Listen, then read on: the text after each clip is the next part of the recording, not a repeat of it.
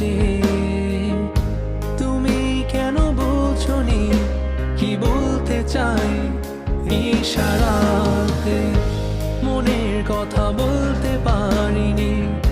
চেয়েও কতবার গোপনে রেখেছি